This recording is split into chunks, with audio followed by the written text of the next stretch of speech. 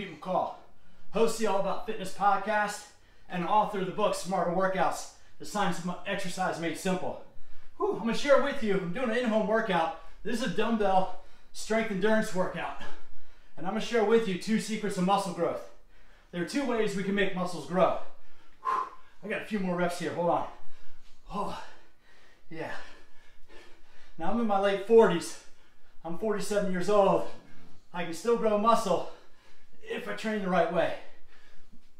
All right. One way to get muscle growth is to use a heavier weight.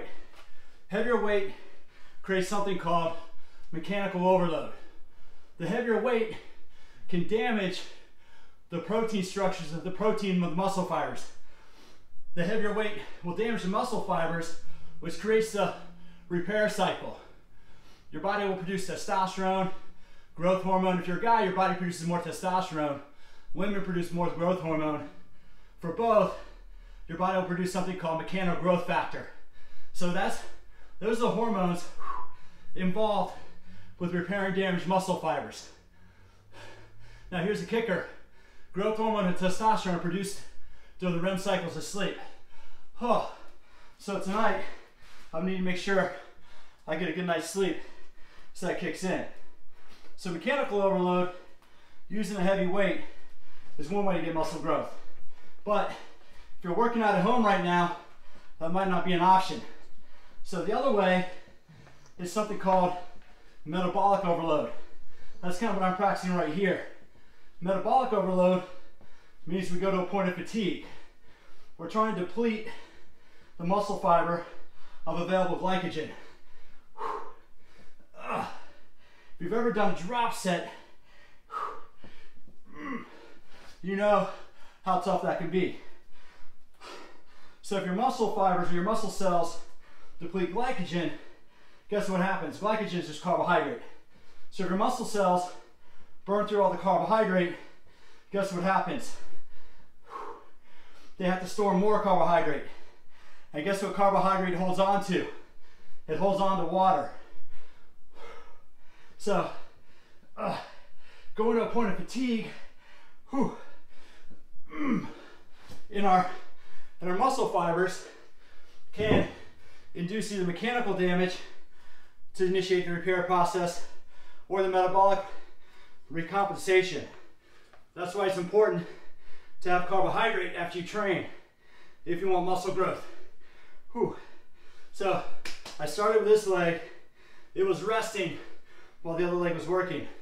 Now here's a little secret about single leg exercises or unilateral training.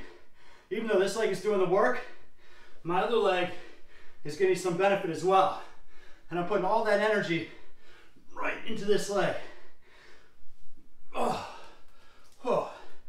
Man. I've been a group exercise instructor for a long time. So I'm used to talking while I exercise. But it's hard when you're going to a point of fatigue. Now, one reason why I'm barefoot is to get better nervous system activation of the muscle fibers. The feet have a lot of nerve endings. So by being barefoot, I can actually activate the core muscles a little more effectively. All right, that's it for the standing exercises. Just doing a little circuit training. Going to do a few things on the ground. First, start off with good old-fashioned push-ups. Never go wrong with push-ups. Main thing you want to do, keep those hands pressed into the ground. Go at a steady pace. Down slow, up quick. And here's the thing, to activate the core, push your toes into the ground, push your hands into the ground, and squeeze your glutes. If you push your hands into the ground, it'll help stabilize a little more with a little more control. Squeezing your glutes creates a little more stability.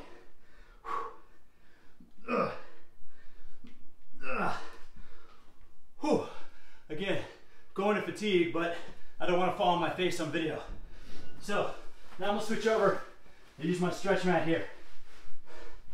Got to move it in the right position.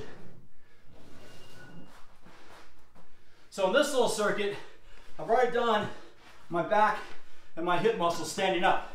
Kind of doing more of a posterior chain workout today. So doing endurance strength, posterior chain. This exercise is a pullover, reach overhead and pull. I'm gonna take my legs off the ground just for a little more core stability. You wanna keep those arms straight. Inhale and exhale. Inhale overhead, exhale to pull. Good, that's it. Probably saying that to myself, but if you're working along with me, keep it going. Oh yeah. Yeah, this is great. Like I said, I'll write this workout down below. If you want some workout ideas, I have a few of them. I'm gonna put my feet down to finish this. Get a little extra strength. Oh yeah. Oh. So a lot of this information is in my book, Smarter Workouts. There's a link to that down below. I also cover a lot of this information on the All About Fitness podcast. Oh. Actually, on that note, on the hip thrust, that's what this exercise is, the hip thrust. I used to think it was just an exercise for building the booty, but the reality is there's some really good research on the hip thrust. I'll do a video on it a little bit later. But if you're like me and your knees a little creaky, if your back is a little mad at you sometimes, this is a great way to load the glutes and take the pressure off the knees and the back. I'm gonna turn a little more so you can see what I'm doing. The dumbbells are on my hips and I'm pushing up. Pushing my heels down as I push my hips up. Oh, yeah. Definitely going to a point of fatigue on that one. All right, 2 more exercises in this little in-home strength endurance circuit. This one, again, posterior chain dominant.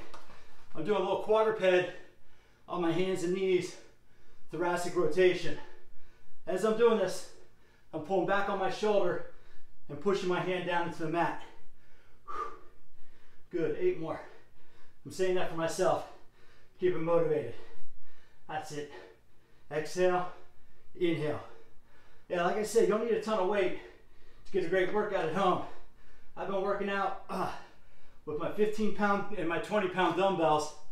I also have a few kettlebells laying around here and a couple other tools. You can see the equipment I have for my home gym. I'll have that video down below as well. Oh, yeah. I gotta push that hand into the mat. This is great for the upper back, the shoulders, the internal obliques. And now, at 47 years old, my body's been jacked up, BMX racing, playing rugby, mountain biking. So basically, I try to exercise to stay in shape. This, I don't care that much about. This is my extra energy. Sometimes we need it. But I train to be as strong as possible. My mindset is I want to be as strong as I used to be when I played front row, when I was a hooker and a prop playing rugby. Every now and then I play the old boys, the occasional old boys match, but so I still train like I do. So I don't train for beach muscle. Point being, here's the deal.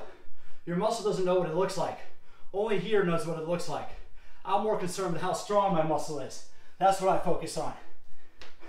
Muscle doesn't know what it looks like in the mirror. It only knows whether or not it can generate the force you ask it to. So I do a bunch of different type of training. I alternate between strength and power training on my heavy days. So some days I'm doing strength, some days I'm doing power. I alternate. I just use the muscles differently. I'll do videos on that information later on. Like I said, today was more of a strength endurance day. Going to fatigue will deplete glycogen. It'll activate the type 2 muscle fibers. As you can tell, I'm expending some energy in here. So anyway, that's a little in-home workout. It wasn't that complicated. I did maybe 7 or 8 moves. Don't need much, one or two pairs of dumbbells. As long as you go to a point of fatigue, either induce mechanical overload or metabolic overload. If you only have light weights, higher reps leads more to metabolic overload. Anyway, if you want more information, I have a couple of workout programs available. There are links to them down below. What I did here today was some of the exercises from my 8-week dumbbell program. It's a great program. It includes metabolic conditioning, mobility training, core training, everything you need, and it's on sale right now. I also have 2 other programs, kettlebell conditioning and I have functional core training. And if you want to learn how your body works, I wrote a book called Dynamic Anatomy, which goes into how your muscles function when you exercise. All the information is down below. So do me a favor, if you want something, if you don't want to buy anything, you want something for free, go to PeteMcCallFitness.com. That's my website right here, PeteMcCallFitness.com. If you sign up for my mailing list, I'll send you a chapter from my book, Smarter Workouts, along with a body weight workout that you can do at home or anywhere, basically anywhere you can go. So that's the stuff I'll give you for free, along with the information here on the YouTube channel and on my All About Fitness podcast. That stuff doesn't cost you anything. Hey, like I said, I'm 47. I'm turning 48 very soon. And here's the thing. Exercise can help you slow down the aging process. If you hit subscribe down below, you listen to the podcast, you sign up for my mailing list, I'll send you all the information you ever need to know to learn how to use exercise to slow down the effects of time. So thanks for stopping by. I look forward to having you join me for future videos and for future episodes of the All About Fitness podcast. Now I need to go hydrate and refuel and get a good night's sleep.